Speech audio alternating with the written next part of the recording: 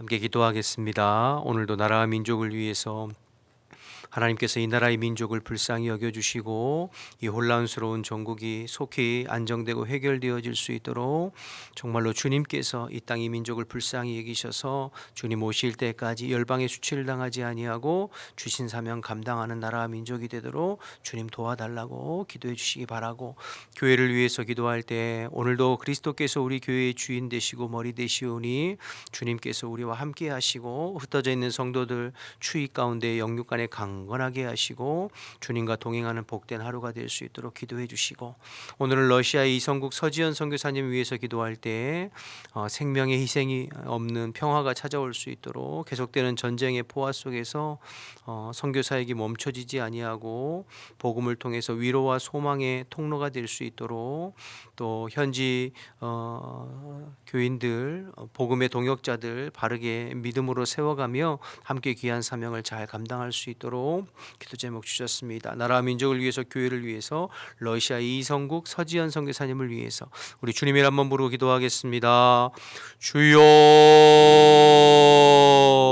하나님 아버지 은혜와 사랑을 감사합니다. 이 새벽에도 저희들을 일깨워 주시고 또 주님 앞에 나와서 예배하면서 하루길을 열어갈 수 있도록 은혜 베풀어 주셔서 감사합니다. 오늘도 저희들 마음을 같이하여 나라와 민족을 위해서 기도하오니 이 나라의 민족 이 백성을 주님께서 불쌍히 여겨 주시옵시고 주님이 기뻐하시는 나라로 세워져 갈 수 있도록 주님 인도하여 주옵소서.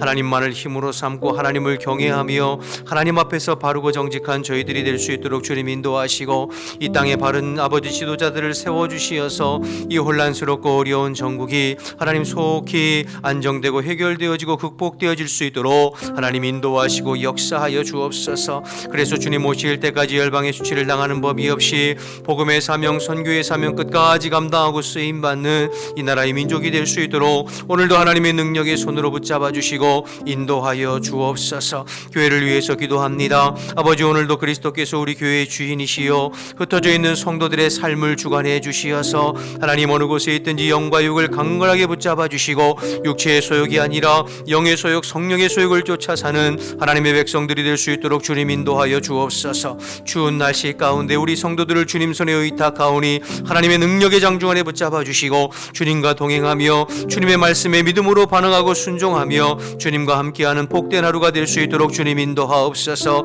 우리의 입술에, 우리의 마음과 심령에 언제나 감사와 찬양과 기쁨이 넘쳐나는 저희들의 삶이 될 수 있도록 주님 인도하시고 이끌어 주옵소서. 러시아의 이성국 서지연 선교사님 위해서 중보합니다. 아버지, 희생이 없는 아버지 평화가 아버지 딱 찾아올 수 있도록 주님 인도하여 주시고 계속되는 전쟁의 포화 속에서 선교의 사역이 멈춰지지 않도록 하나님께서 안전하게 건강하게 복음의 사명 잘 감당할 수 있게 도와주시고 그리스도의 복음으로 현지의 하나님 아버지 성도들을 위로하고 격려하는 귀한 사명을 잘 감당할 수 있도록 주님 인도하여 주옵소서. 동역자들과 귀한 믿음의 사역을 잘 감당할 수 있도록 주님 인도하시고 우리 러시아의 이성국 서지연 선교사님 지치지 않게 도와주시고 영적으로 눌리지 않게 도와주시고 성령으로 충만하여 맡겨진 사명 잘 감당해 볼 수 있도록 하나님 인도하시고 역사하여 주옵소서. 새벽에 도우시는 주님 의지하며 저희들이 간절한 마음으로 기도하고 중보하여 싸우니 주님께서 기억하여 주시고 응답하시고 도와주시옵소서. 감사합니다. 주님. 하나님 감사합니다. 추운 날씨지만 새벽을 깨우며 또 주님 앞에 예배하며 하루를 열어가게 하셔서 감사합니다. 주님, 오늘도 사모하는 마음으로 주의 얼굴 구하오니 사랑하는 주의 백성들에게 성령으로 충만하게 임하시고 다스려 주시어서 오늘도 주님과 동행하는 하루의 삶이 될 수 있도록 주님 인도하여 주옵소서. 날씨가 많이 쌀쌀해졌는데 흩어져 있는 성도들 영과 육을 강건하게 붙잡아 주시고 오늘도 주 안에서 기쁘고 행복한 하루가 될 수 있도록 인도하여 주옵소서. 성령님을 의지합니다. 말씀 나눌 때에 또 우리에게 또 말씀을 조명해 주시고 깨우쳐 주실 줄 믿고 예수님의 이름으로 기도드립니다. 아멘. 여호수아 5장입니다. 여호수아 5장 1절에서 12절 말씀.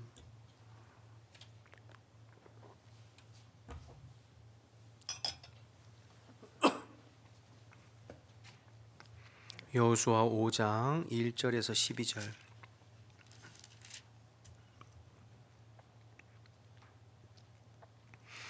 요단 서쪽의 아모리 사람의 모든 왕들과 해변의 가나안 사람의 모든 왕들이 여호와께서 요단물을 이스라엘 자손들 앞에서 말리시고 우리를 건너게 하셨음을 듣고 마음이 녹았고 이스라엘 자손들 때문에 정신을 잃었더라.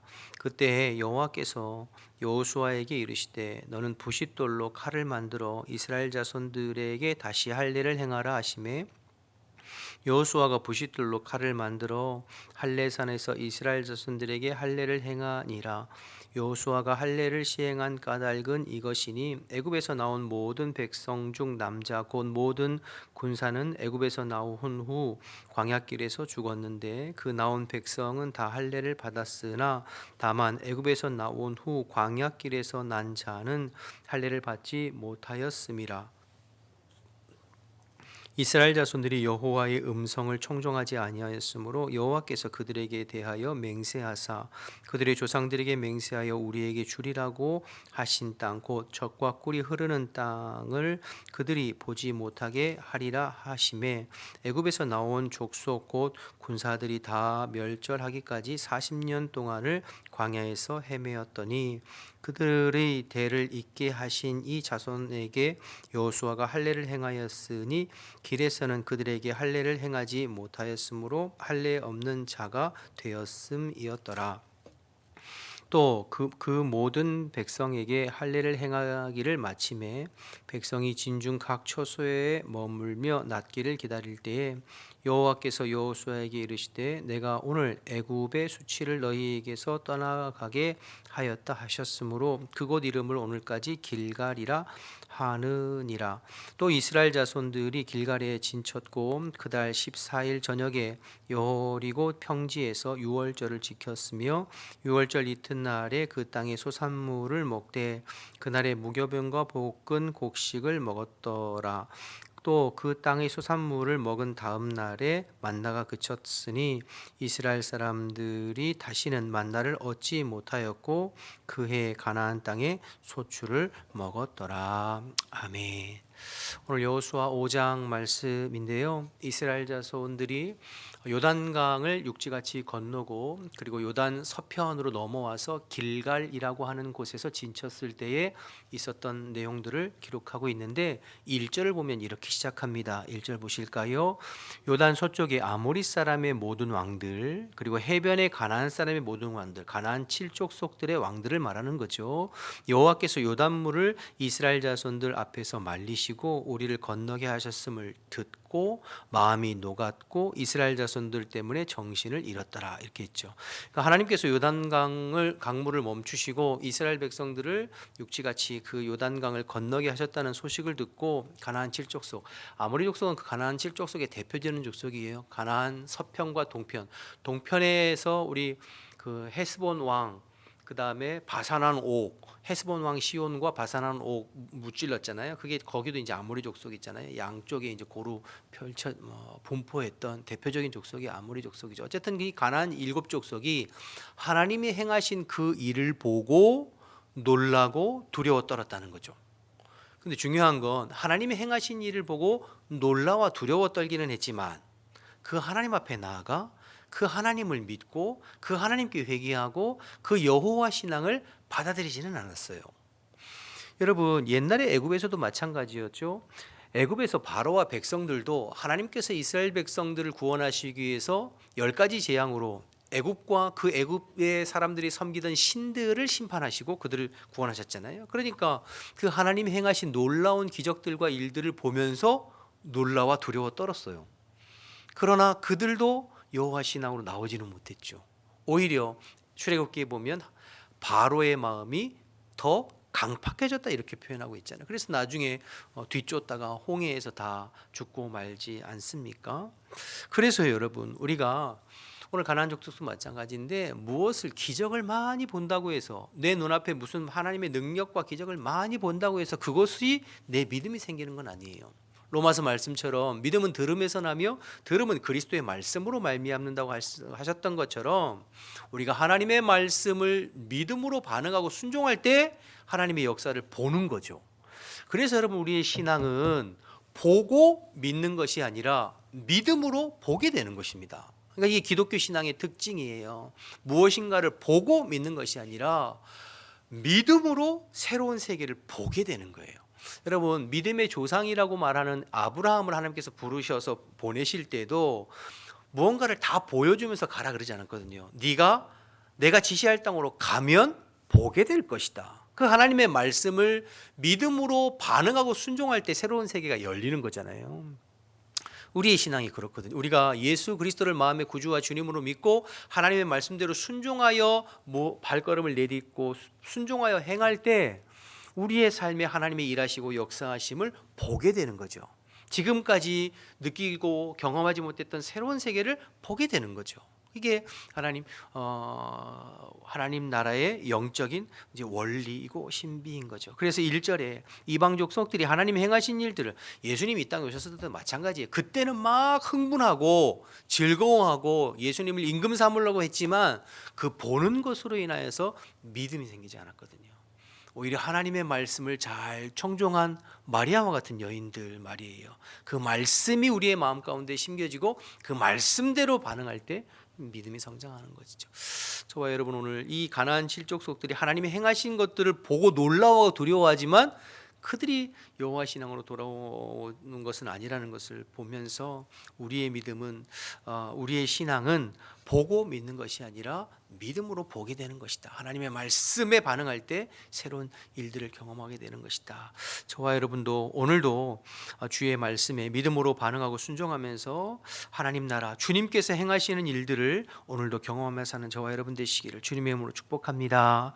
2절에서 9절까지는 여리고성 전투를 앞에 둔 이스라엘 백성들에게 할례를 행하시는 내용이 기록되어져 있거든요. 2절 보시면 그때 여호와께서 여호수아에게 이르시되 너는 부싯돌로 칼을 만들어 이스라엘 자손들에게 다시 할례를 행하라 하시매. 그렇게 그런데 할례를 행하라는 이유가 4절에 나오는데요. 4절에 보시면 여호와께서 할례를 시행한 까닭은 이것이니 애굽에서 나온 모든 백성 중 남자 곧 모든 군사는 애굽에서 나온 후 광야길에서 죽었는데 그 나온 백성은 다 할례를 받았으나 다만 애굽에서 나온 후 광야길에서 난 자는 할례를 받지 못하였습니다. 그러니까 처음에 이스라엘 백성들이 애굽에서 빠져나올 때에 그 20세 이상 싸움에 나갈 민수기 1장에 나오잖아요. 그 군사 인구 조사를 했을 때 60만 명 나왔잖아요. 그 사람들은 다 할례를 행했죠. 그런데 그들이 하나님 앞에 불순종함으로 광야에서 다 엎드러졌잖아요. 여호수아 갈렙 빼놓고. 그리고 이제 광야 1세대들은 40년 동안 다 엎드러졌고 그 40년 동안 광야에서 태어나고 성장한 광야 2세대들, 그 2세대들이 지금 여호수아와 함께 가나안 땅 정복의 주역들 아닙니까? 그런데 그들은 광야에서 할례를 행하지 않았다는 거잖아요. 그래서 그들에게 하나님께서 여리고성 정복을 앞에 두고 할례를 시행하라 그렇게 말씀하시는 내용이 이제 오늘 본문 말씀이에요. 자, 그런데 여러분 아시는 바와 같이 할례는 남자들이 폭경 수술하는 것처럼 성기의 앞부분 포피를 잘라내는 그것이 이제 할례이잖아요. 그러면은 할례를 받으면 남자들은 이제 움직일 수가 없어요. 싸움을. 우리가 창세기 34장에 가 보면 야곱의 딸 디나가 그 세겜 땅에 들어갔을 때 히위 족속의 아들인 하몰에게 성폭행을 당하고, 그래서 그 히위 족속의 사람들이 와서 우리 당신의 딸들을 우리에게 주고 우리 아들들 당신에게 주고 서로 이렇게 통혼하면서 같이 잘 살자 그러잖아요. 그때 야곱의 아들들이 뭐라고 합니까? 우리는 할례 받지 아니하는 사람들과 함께 할 수 없으니까 우리와 함께 같이 통혼하려면 할례를 받으라. 할례를 받게 하고 그들이 움직일 수 없을 때 칼을 차고 들어가서 야곱의 아들들이 그 히위 족속들을 다 죽이는 일이 있었잖아요. 그러니까 지금 마찬가지로 여리고성 전투가 코앞이에요. 그러면 할례를 받으려면 요단강을 건너기 전에 요단 동편에서 받게 하시든지, 지금 이 여리고성, 지금 이 길갈이라고 하는 것은 여리고성 바로 앞에고요. 앞에 4장에 여러분 보시면 큐티 하실 때 보셨겠지만 여리고 평야에 그들이 진쳤다 이런 표현이 나와요. 그러니까 바로 붙어 있어요. 그러니까 만약에 여기서 할례를 행하면 20세 이상 남자들을 다, 그러면 그것이 이제 잘못 여리고성에 이제 정보로 들어가면 여리고성 사람들이 칼을 차고 나와서 하면 다 지금 망하게 되는 판이잖아요. 그런데 하나님께서 왜 그 길갈에서 할례를 행하라고 하시는가? 이건 상식적으로 맞지 않는 건데, 두 가지 이유가 있겠는데요. 첫째는 이 전쟁은 하나님께서 하신다는 거예요. 너희들이 하는 전쟁이 아니라 하나님께서 하시는 성전이다라는 것들을 보여주는 것이고, 두 번째, 그러므로 너희들이 할 일은 하나님 앞에서 성결하고 구별되는 것, 하나님이 너희들과 함께 하시고 너희들을 통해서 일하실 수 있도록 준비되는 것, 이것을 너희들이 할 것이다. 이 두 가지를 이야기하는 것이죠. 여러분, 앞에 사장을 보면 어제 새벽 예배를 통해서도 아마 전사님 살펴보셨을 것 같은데요. 이스라엘 백성들이 요단강을 건널 때 맨 앞에 누가 앞장섰죠? 군사들이 앞장서지 않았어요.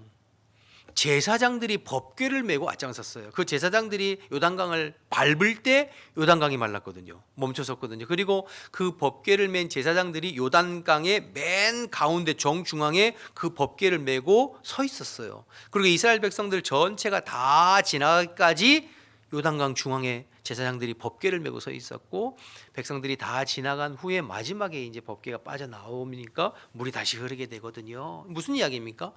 하나님께서, 그러니까 이 요단강을 마르게 한 건 뭐 사람의 기술이나 사람의 능력이 아니라 하나님께서 그렇게 하셨다는 것이죠. 그리고 그 요단강을 건너기 전에 사장에 보시면 하나님께서 이스라엘 백성들에게 여호수아를 통해서 요구하시는 건 한 가지예요. 너희들은 스스로 성결하라. 그러니까 하나님 앞에 성결하라. 하나님께서 그 일을 행하시고 너희들을 구원하시기까지 너희들 주님 앞에 성결함으로 준비해라. 하나님 너희들 가운데 일하실 수 있도록. 그 한 가지였거든요. 오늘 사실은 마찬가지, 길갈에서 할례를 행한 것도 너희들의 힘으로 여리고성 점령하는 것이 아니라 하나님께서 하시는 거니까 너희들이 준비하는 것은 할례로 스스로 정결케 하는 것. 여러분, 이 할례는 제가 예전에도 한번 설명드렸던 것 같은데, 원어의 뜻은 원래는 이제 할례 자체는 포피를 자르는 거지만 원어적인 의미는 성기를 자른다는 의미를 포함하고 있어요. 그리고 이 할례가 처음 나온 게 창세기 17장이거든요. 그럼 17장 앞에 16장에 어떤 의미가 있냐면, 어떤 사건이 있냐면, 아브라함이 하나님의 약속을 기다리지 못하고 몸종 하갈을 통하여서 이스마엘을 낳은 사건이 16장에 기록되어 있어요. 그리고 17장에 하나님께서 할례를 행하라 이렇게 말씀하시거든요. 무슨 의미냐면, 약속의 자녀, 믿음의 자녀를 너에게 주는 건 너의 힘이나 너의 의지나 너의 능력으로가 아니라는 거예요. 하나님의 구원의 역사를 이루는 그 이삭이라고 하는 믿음의 자녀는 그래서 하나님의 능력으로 하는 것이다. 그래서 아브라함이 100세, 사라가 90세, 몸의 경수가 끊어진 그때에 하나님께서 그들에게 이삭을 주셨잖아요. 그러니까 할례는 사실은 내 힘과 내 능력이 아니라 하나님을 의지하는 하나님의 백성으로서의 징표를 허락하신 게 이제 할례이거든요. 그러니까 오늘 이 요단강을 건너서 여리고성 전투를 바로 코앞에 둔 시점에 여리고 평야 길갈에서 할례를 행하는 것도 그런 의미죠. 너희들이 여리고성 점령하고 가나안 땅을 점령하는 것이 너희들의 군사적인 능력, 너희들이 칼싸움 잘하고 너희들이 무슨 뭐 대단해서가 아니라는 거죠. 뒤에 살펴보겠습니다만 여리고성 전투에서 하나님께서 명하신 것도 그래서 무슨 군사적인 것들이 아니었잖아요. 하루에 한 바퀴씩 빙 돌고 마지막 날 7바퀴 돌고 이야 소리 지르, 그게 무슨 뭐예요. 군사적으로 아무것도 아니잖아요. 그러니까 하나님이 하신다는 것을 말씀해 주시는 거죠. 모든 전쟁은 하나님께 속했다.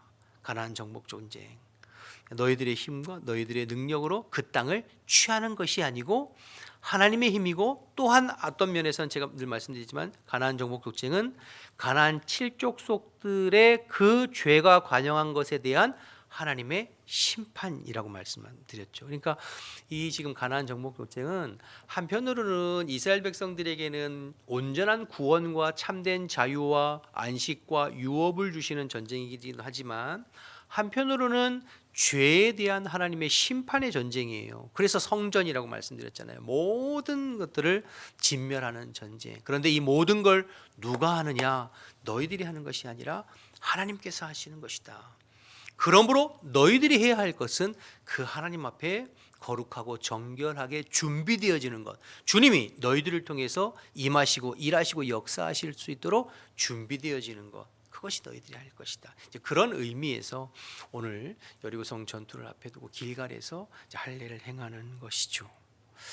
디모데후서 2장에 가보면 사도 바울이 지난번에 우리가 살펴봤습니다만 작년에 마지막 유언을 하면서 디모데에게 바울이 부탁하는 내용도 그런 내용이잖아요.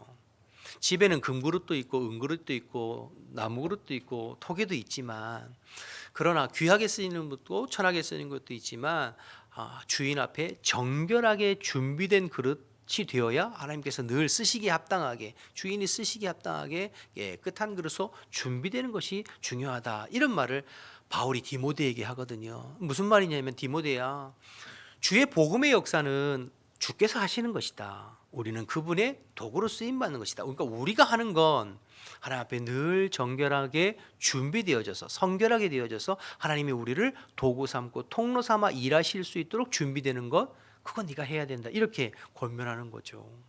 같은 맥락이죠. 제가 토요일 날 우리 교육자들 아침 조회 10시에 조회하면 늘 자주 빠지지 않고 얘기하는 이야기 중에, 여러분 내일 주일을 준비하면서 여러분들이 스스로 하나님 앞에 준비되셔야 됩니다.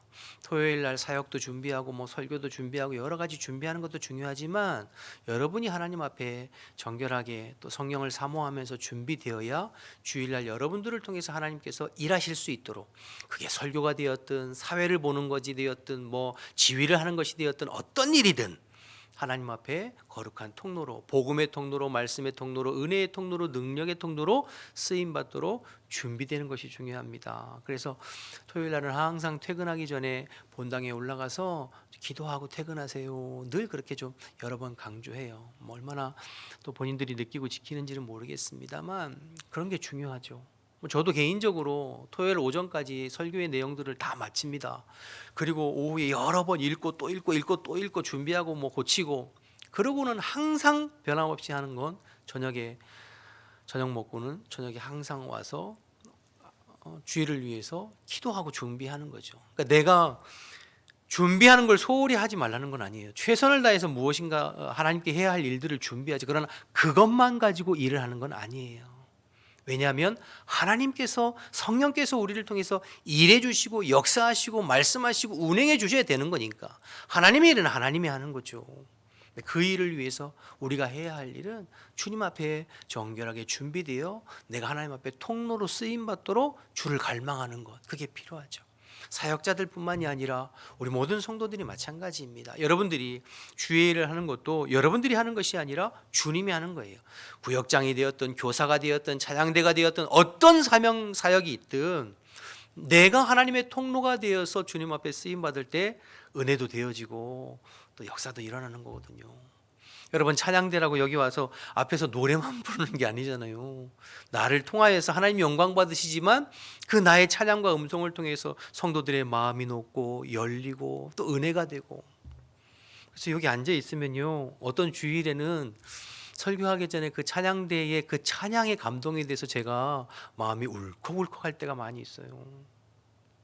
어떨 때는 앉아 있으면 우리 기도 많이 안 하셨는데 이런 거 느낄 때가 있고. 그러니까 우리가 늘 서로 그렇게 하나님 앞에 준비되어지는 거, 그런 것들. 그래서 하나님께서 나를 통해서 일하시고 역사하시는 것들을 항상 경험하고 사는 저와 여러분 되시기를 주님의 이름으로 축복합니다.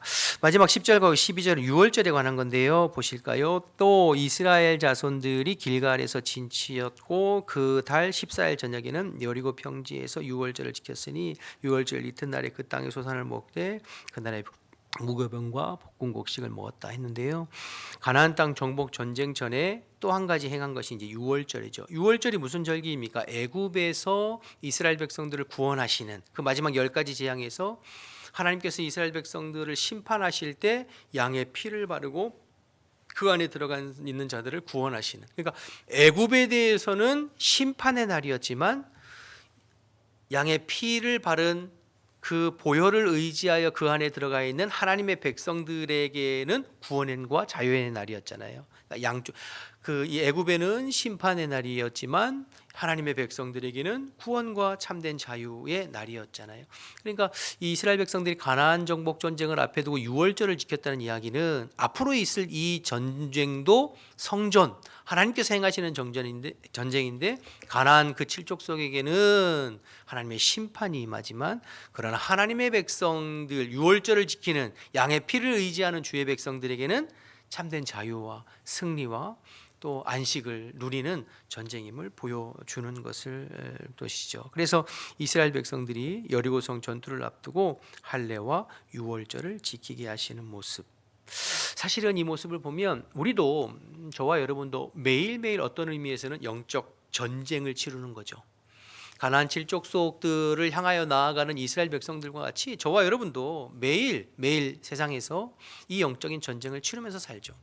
똑같이 이 영적인 전쟁은 내 힘으로 치르는 것이 아니라 나를 통해서 주님께서 승리하시고 역사하시는 거잖아요. 우리가 해야 할 일은 늘 예수님의 보혈, 지금 유월절을 통하여서 또 나아가듯이 예수님의 십자가의 보혈을 의지하고 우리 스스로를 주님 앞에 할례, 정결케 하고 구별된 삶을 살 때 주님께서 우리를 통해서 또 승리케 하시고 우리를 통해서 오늘도 일하시고 역사하시는 것들을 경험하게 되는 줄로 믿습니다. 오늘 하루 살아갈 때 이 말씀 의지해서 주님 앞에 주님의 십자가 의지하여 거룩하게 구별되어서 오늘도 나를 통해서 일하시고 역사하시는 주님의 능력을 경험하고 내 힘이 아니라 주님의 능력으로 매일매일의 이 영적인 싸움에서 승리하는 저와 여러분 되시기를 주님의 이름으로 축복합니다.